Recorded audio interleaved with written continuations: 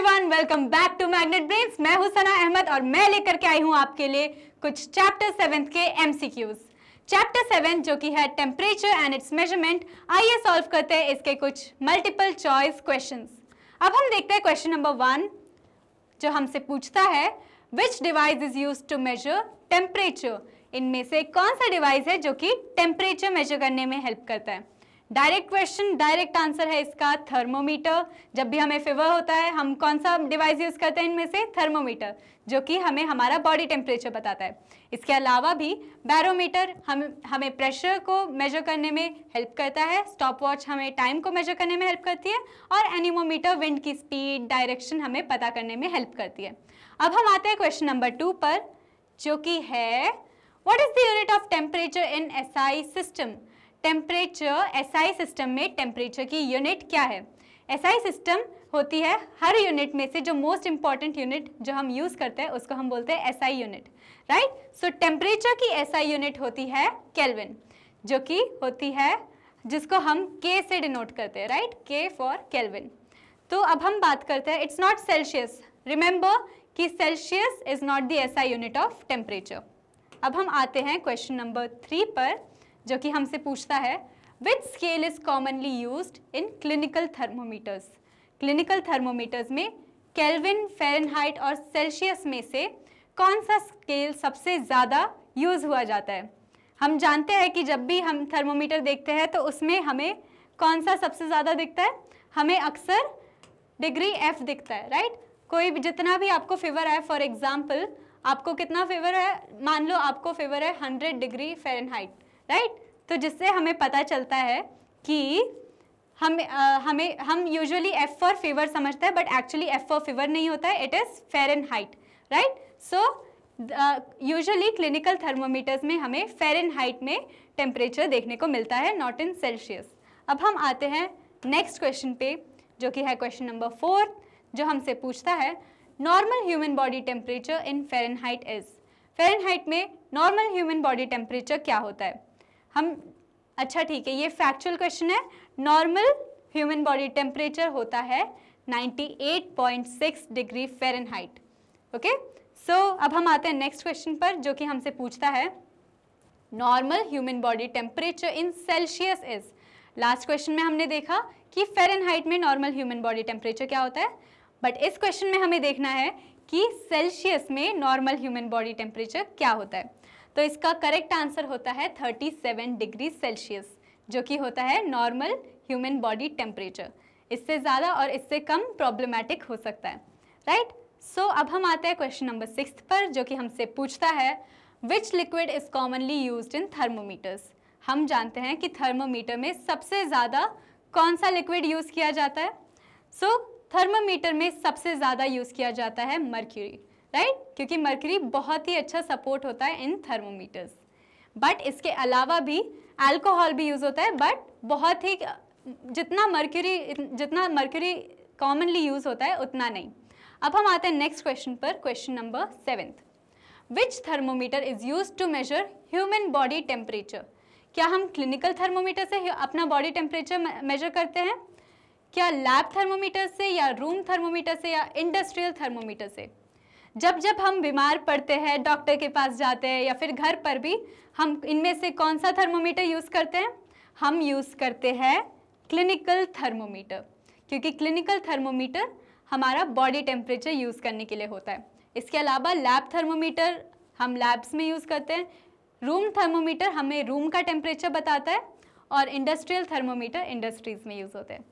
अब हम आते हैं नेक्स्ट क्वेश्चन पर, जो कि हमसे पूछता है What is the boiling point of water in Celsius? ये फैक्चुअल क्वेश्चन है that water boils at 100 degree Celsius.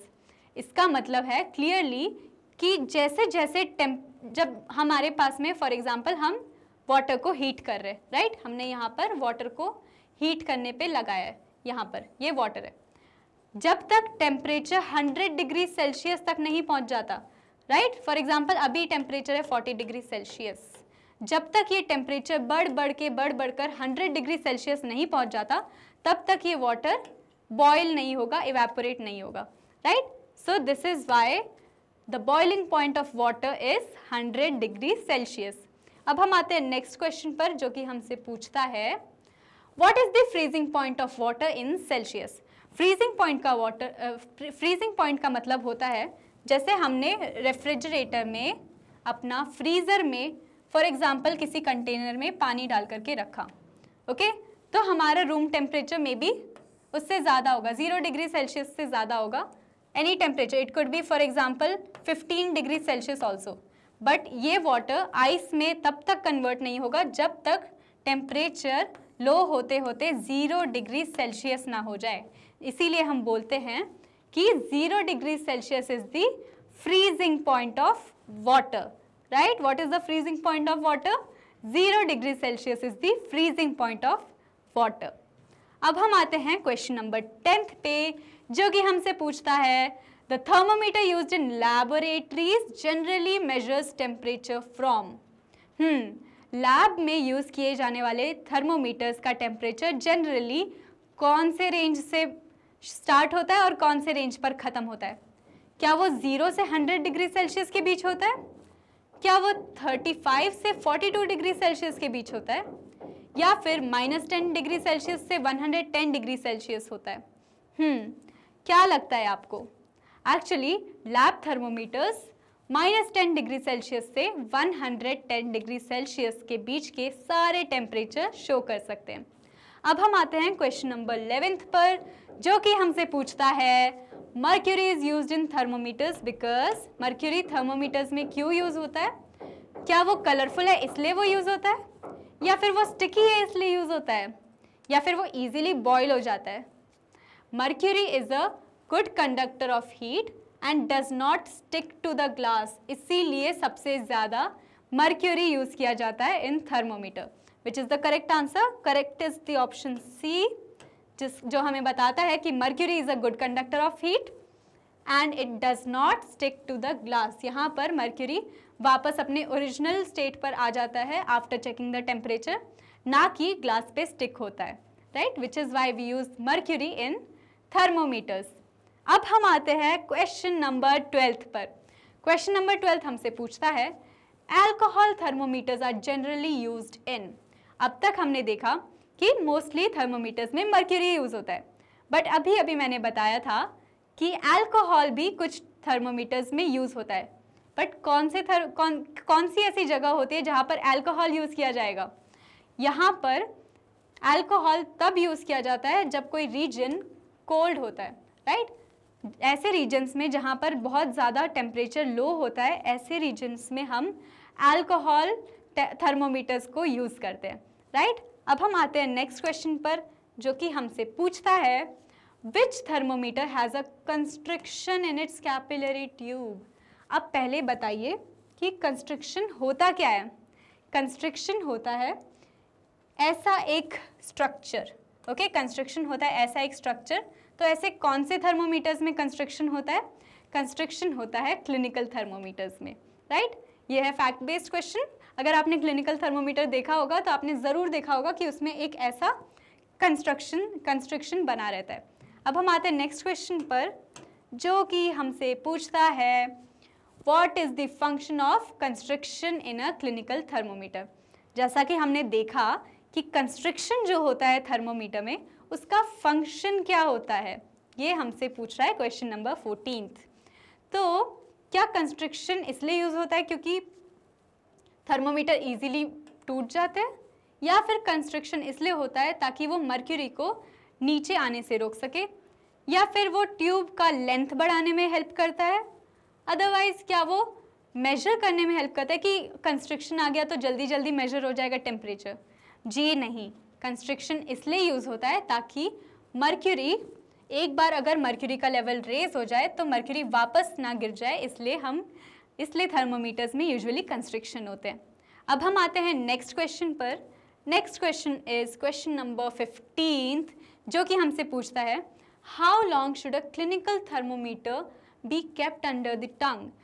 जब हम फीवर को मेजर करने जाते हैं, जब भी हम अपना बॉडी टेम्परेचर मेजर करते हैं, तब कितने टाइम तक हमें उसको मेजर करने के लिए रखना पड़ता है? It could be under the tongue, it could be in the under arms as well, right. So हमें कितने टाइम तक उसको रखना चाहिए? The correct answer for this question is 30 seconds. Now let us come to the next question, जो कि है question number 16th.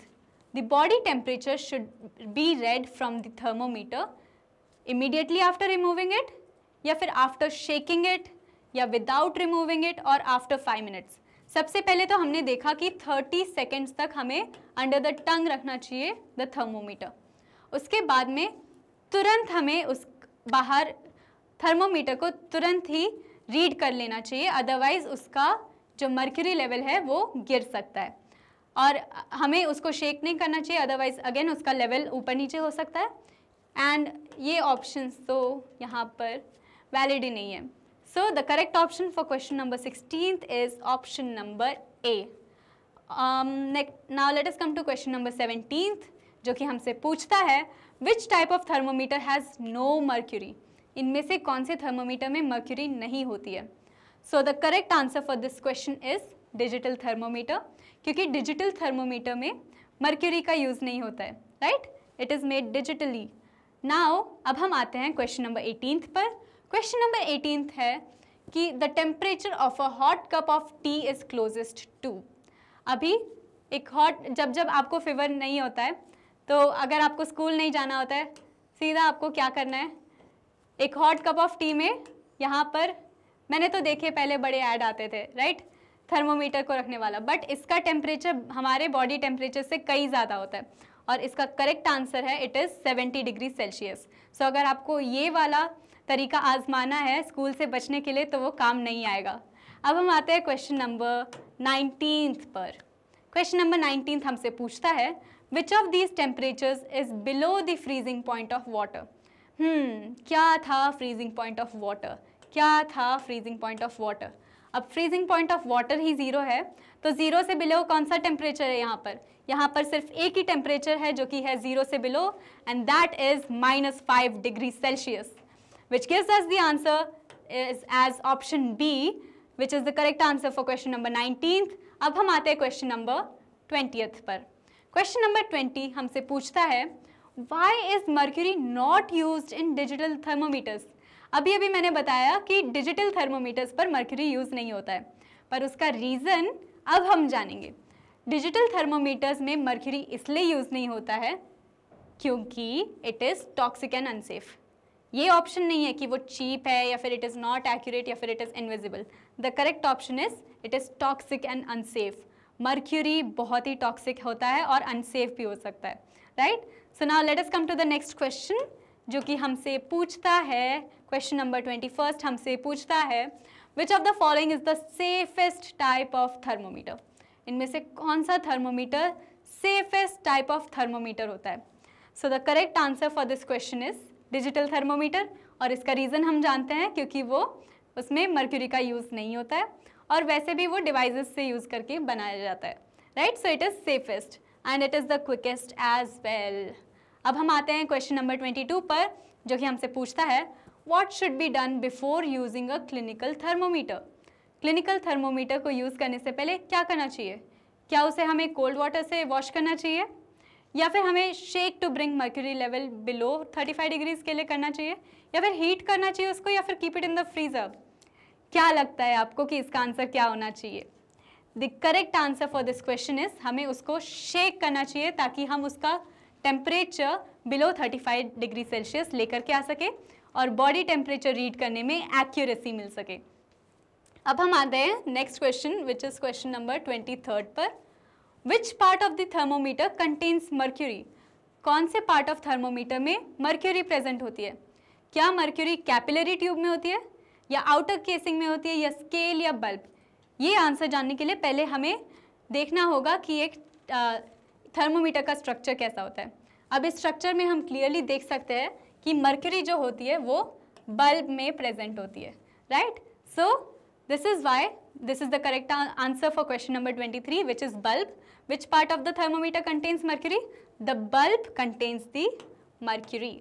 अब हम आते हैं नेक्स्ट क्वेश्चन पर. The reading on a clinical thermometer is always taken by holding it. हमें किस लेवल पर थर्मोमीटर को होल्ड करके रीड करना चाहिए? क्या हमें उसको ऐसे फ्लैट ऑन हैंड रख करके यूज़ करना चाहिए, रीड करना चाहिए, या हमें आई लेवल के नीचे रख करके रीड करना चाहिए, या फिर हमें एट आई लेवल रख करके रीड करना चाहिए, या फिर हमें अबव आई लेवल रख करके यूज़ करना चाहिए, रीड करना चाहिए। So the clear answer for this question is हमें एट आई लेवल रख करके थर्मोमीटर को रीड करना चाहिए। अब हम आते हैं नेक्स्ट क्वेश्चन पर, जो कि है question number 25। Digital thermometers display temperature in. Digital thermometers temperature कैसे हमें डिस्प्ले करते हैं? क्या हमें स्केल फॉर्म में दिखाते हैं या numbers on screen with mercury और with colours? Easy, digital thermometer easy. क्या दिखाते हैं वो? नंबर ऑन स्क्रीन और क्या? Now yes, so digital thermometers हमें नंबर्स ऑन स्क्रीन दिखाते हैं, जिससे हमें पता चलता है कि बॉडी टेम्परेचर क्या है। विच completes the series of multiple choice questions and we are done with the multiple choice questions for this chapter. अब हम आते हैं हमारे फेवरेट प्लेटफॉर्म मैग्नेट ब्रेन्स पर। मैग्नेट ब्रेन्स एक ऑनलाइन प्लेटफॉर्म है जिसमें हमें फ्री में क्वालिटी एजुकेशन मिलती है। मैग्नेट ब्रेन्स हमें इंग्लिश के साथ साथ हिंदी मीडियम कोर्सेज भी प्रोवाइड करता है। CBSE के साथ साथ मैग्नेट ब्रेन्स इन सारे बोर्ड्स के भी कोर्सेज प्रोवाइड करता है। इसके अलावा भी हमें वैदिक मैथ्स, क्रैश कोर्स और स्पोकन इंग्लिश देखने को मिलती है।